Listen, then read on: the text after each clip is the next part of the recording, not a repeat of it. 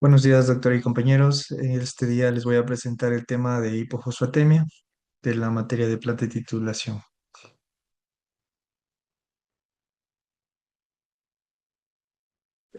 La hipofosfatemia se define como una concentración sérica del fósforo por debajo del rango normal para la edad en adultos siendo menor a 2,5 miligramos sobre decilitros. Este es un trastorno electrolítico relativamente frecuente en el ámbito hospitalario, reportándose en aproximadamente hasta el 5% de los pacientes hospitalizados, aunque puede ser mucho más común en ciertos contextos clínicos como el alcoholismo, la sepsis o el trauma grave.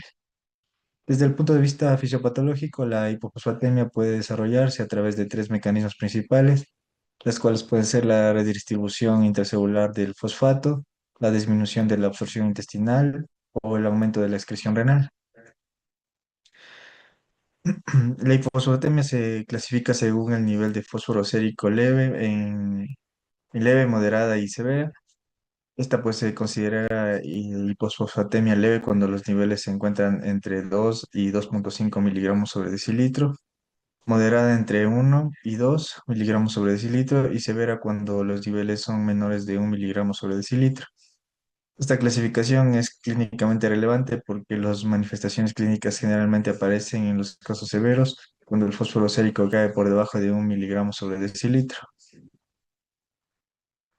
Desde el punto de vista fisiopatológico, la hipofosfatemia puede desarrollarse a través de cuatro mecanismos principales, los cuales son el primero, la redistribución intracelular de fosfato, en el cual el fosfato se desplaza desde el compartimiento extracelular hacia el interior de la célula y pues esto va a reducir rápidamente la concentración plasmática.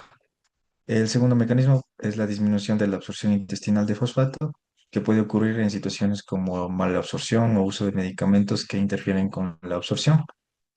El tercer mecanismo es el aumento de la excreción renal de fosfato, generalmente debido a que hay alteraciones hormonales o defectos de la reabsorción tubular. Y finalmente, la hipofosfatemia también puede producirse por eliminación de fosfatos durante terapias de reemplazo renal, particularmente en pacientes sometidos a terapias de reemplazo renal continuas. El primer mecanismo que puede producir hipofosfatemia es la redistribución intracelular del fosfato. En este caso, el problema es por un desplazamiento del fosfato desde el espacio extracelular hacia el interior de las células, lo que va a provocar una disminución rápida de estos niveles séricos. Este fenómeno ocurre principalmente en situaciones que van a estimular la glucólisis celular, como los puede ser el aumento de la secreción de insulina o la administración de la glucosa. Y pues clínicamente se observan en situaciones como la realimentación de pacientes desnutridos, el tratamiento de cetoacidosis diabética, la alcalosis respiratoria aguda por hiperventilación y también el síndrome de Hungry Bone después de una paridectomía. El segundo mecanismo puede ser producido por la disminución de la absorción intestinal del fosfato. En condiciones normales, el organismo mantiene un equilibrio entre ingesta y eliminación de fosfato, que es aproximadamente que el 80% del fosfato dietético que consumimos se absorbe en el intestino delgado. Cuando este proceso se altera, puede generar un balance negativo de fosfato que conduce a hipofosfatemia. Y pues entre las causas más importantes se encuentra la ingesta insuficiente de fosfato, los trastornos de mala absorción intestinal como la diarrea crónica o la esteatorrea, también pueden ser, y la deficiencia de vitamina D que disminuye la absorción intestinal de fosfato. Además, también existen algunos medicamentos que pueden interferir con este proceso, especialmente los antiácidos que contienen aluminio o magnesio, y los cuales lo que van a generar esto es que cuando que se van a unir al fosfato y en el intestino van a formar compuestos insolubles que no van a poder ser absorbidos. El tercer mecanismo fisiopatológico que puede producir la hipofosfatemia es el aumento de la excreción renal de fosfato, donde el riñón desempeña un papel fundamental en la homeostasis del fosfato, ya que la mayor parte de su reabsorción ocurre en el túbulo proximal, mediante el cotransportadores de sodio y fosfato, que pues básicamente cuando la actividad de estos transportadores disminuye, se produce una pérdida excesiva de fosfato en la orina, que va a conducir a la hipofosfatemia. Y pues entre las causas más importantes se encuentran el hiperparatiroidismo, la deficiencia de vitamina D, el síndrome de Fanconi y diversos síndromes hereditarios asociados a la pérdida renal de fosfato. Además, hay hormonas fosfatúricas conocidas como las fosfatoninas en especial el factor de crecimiento fibroblástico 23, que también puede disminuir la reabsorción renal de fosfato. El cuarto mecanismo por el cual se puede desarrollar una hipofosfatemia es la eliminación de los fosfatos a través de las terapias o durante las terapias de reemplazo renal. Que, pues bueno, esto generalmente se va a observar en pacientes que se someten a terapia de reemplazo renal continua, donde el fosfato puede eliminarse junto con los productos de desecho a través del efluente dialítico. Y pues este fenómeno es más frecuente cuando se utiliza regímenes de depuración intensiva con altas tasas de flujo de dializado o de líquido de reemplazo, lo que va a incrementar la eliminación del fosfato por esta vía. Las manifestaciones clínicas de la hipofosfatemia van a depender principalmente de dos factores: la severidad del descenso del fosfato sérico y la duración de la depresión del fosfato en el organismo. En general, la mayoría de los pacientes sintomáticos van a presentar concentraciones de fosfato sérico menores a o 1 miligramo sobre decilitro, lo que ya se puede considerar como una hipofosfatemia severa.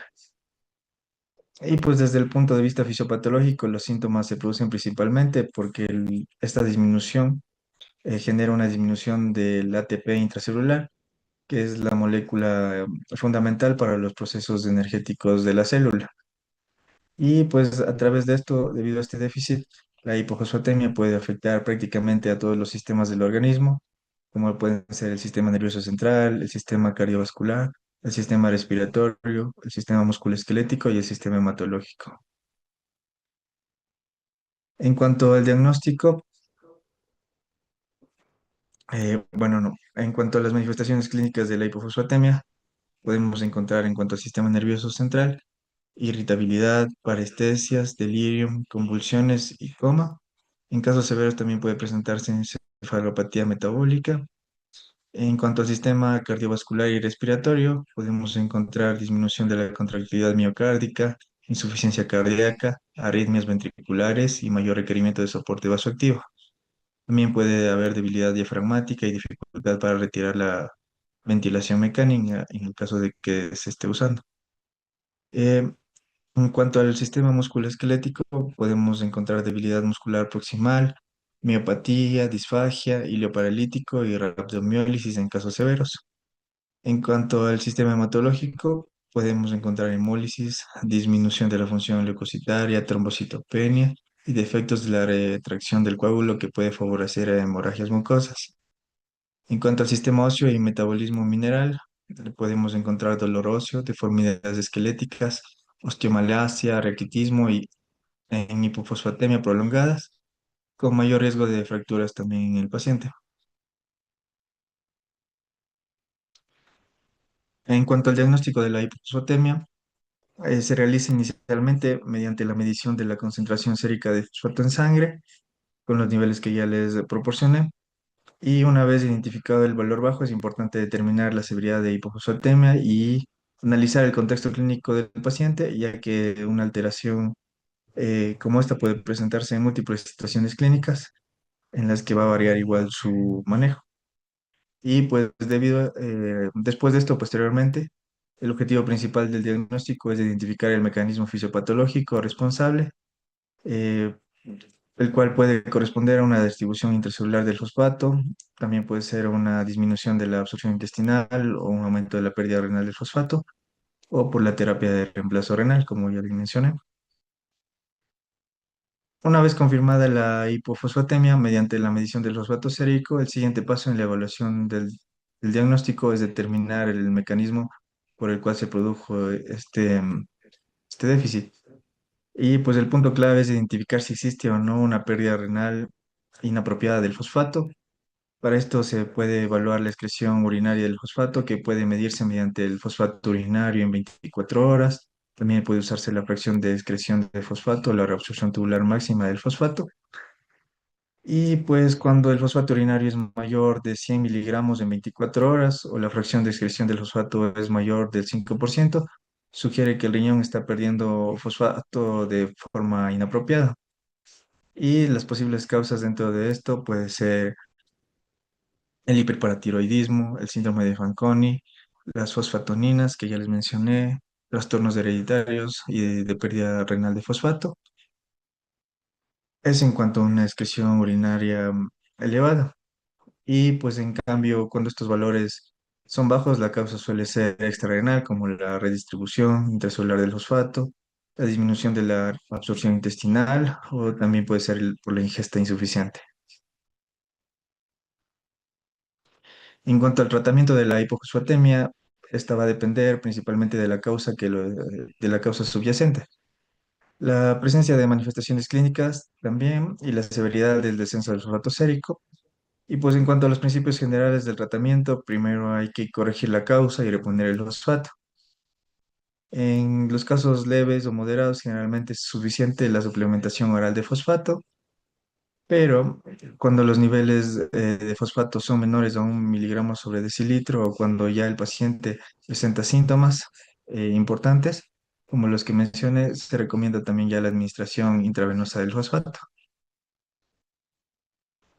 En cuanto a la reposición del fosfato, está indicada cuando los niveles séricos de fosfato son menores de 2 miligramos sobre decilitro y especialmente si el paciente presenta manifestaciones clínicas. En la mayoría de los casos se prefiere la administración oral, la cual se utiliza hipofosfatemia, en la cual se utiliza principalmente en la hipofosfatemia leve o en la moderada. Y pues esta va a ser tratada con dosis aproximadamente de 30 a 80 milimoles de fosfato al día, que van a estar divididos en varias tomas, aproximadamente de 3 a 4 tomas. Y la reposición intravenosa, esta en cambio se va a reservar para pacientes con hipofosfatemia severa, eh, especialmente cuando los niveles de fosfato son menores de 1 miligramo sobre decilitro o cuando el paciente presenta síntomas importantes. También en estos casos se puede administrar aproximadamente de 0,08 a 0,16 milimoles sobre kilogramo de fosfato y pues generalmente esta va a ser pasada dentro de 4 a 6 horas y en este punto es importante realizar esta reposición teniendo una monitorización adecuada, debido a que la administración intravenosa también puede asociarse con complicaciones como la hipocalcemia, la hipotensión, las arritmias cardíacas, la lesión renal y la calcificación tisular. También tenemos aquí las indicaciones principales de la vía intravenosa, que son el fosfato sérico menor a 1 miligramo sobre decilitro, la debilidad muscular severa, la insuficiencia respiratoria, las alteraciones neurológicas y por último la intolerancia o imposibilidad de administración oral. Muchas gracias.